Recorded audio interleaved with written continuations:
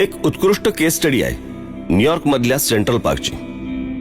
न्यूयॉर्कच्या मॅनहॅटनला शहराच्या अगदी मध्यात ते पार्क आहे। ते सुरू झालं 1857 साली, जेव्हा आपण स्वातंत्र्याची पहिली लढाई लढत होतो। हे पार्क 778 एकरात पसरलंय, म्हणजे आपल्या मुंबईच्या शिवाजी पार्क एवढी 28 ते 30 मैदानं बसतील एवढं मोठं पार्क आहे ते। नागरिकांनीच पुढाकार घेऊन ते सुरू केलं, राखलं आणि आजही न्यूयॉर्कच्या गजबजाटात ते पार्क स्वतःचं सौंदर्य टिकवून आहे। कोणा एकाची मालकी नाही की अतिक्रमण नाही। इथे दाट झाडी आहे, प्राणी संग्रहालय आहे, तळं आहे, पक्षी निरीक्षण केंद्र आहे। मुख्य म्हणजे या वर्दळीच्या भागात लोकांना हवी असलेली एक शांतता आहे।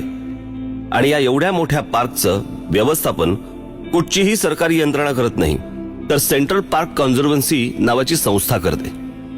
हे का होत असेल? कारण ते पार्क लोकांनी उभारले, ते इतकं सुंदर राखलंय की ते लोकांना आजही हवंसं वाटतंय। त्या तुलनेत आपल्याकडे काय आहे? आपल्याकडे पण मुंबईत एक पार्क आहे, बोरिवलीचं संजय गांधी राष्ट्रीय उद्यान। वन विभागाच्या जमिनीवर हे पसरलंय। बरं, हे जंगल किती अवाढव्य आहे माहितीये? पवईला सुरू होतं ते थेट संपतं घोडबंदरला। हे जंगल किती पसरलंय माहितीये? ते आहे 104 चौरस किलोमीटर्स। मी तुम्हाला सेंट्रल पार्क मध्ये किती शिवाजी पार्क मैदानं बसतील हे सांगितलं। आता आपल्या मुंबईतलं जंगल किती आहे माहितीये? 30 सेंट्रल पार्क बसतील एवढ्या अवाढव्य जागेवर हे पसरलंय। बरं, न्यूयॉर्कला असं पार्क उभारावं लागलं, तर आपल्याकडे निसर्गानेच आपल्या पदरात दान टाकलंय। पण आपण या पार्कची काय अवस्था करून ठेवली आहे माहितीये? भीषण अवस्था आहे। पार्कला चारी बाजूनी वाळवी लागल्यासारख्या इमारती आहेत। बिल्डर मंडळी वाटेल तसं जंगल ओरबाडतायत। जंगल आक्रस्त आहे, तिथले प्राणी शहरात आसरा शोधतायत। बिबळ्या घरात शिरला असं आपण ओरडत सुटतो, पण अहो, तो आपल्या घरात नाही आलाय, आपण त्याच्या घरात शिरलोय।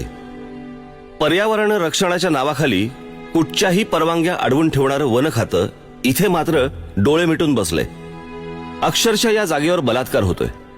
वन विभागाच्या अशा अनेक जमिनी सरकारी आशीर्वादाने कशा ओरबाडल्या जात आहेत हे मी तुम्हाला दाखवतो।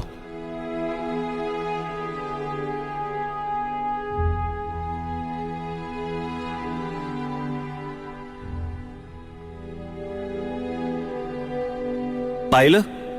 याचं कारण सेंट्रल पार्कवर जसं लोकांचं लक्ष असतं तसं आपण ठेवत नाही। इथे आपलाच रेटा कायम ठेवला पाहिजे, कारण सरकारने तर बिल्डरांना आणि खाण माफियांना ही जंगलं आंदणच देऊन टाकली आहेत। अशी जंगलं सुंदर ठेवणं शक्य नाहीये का?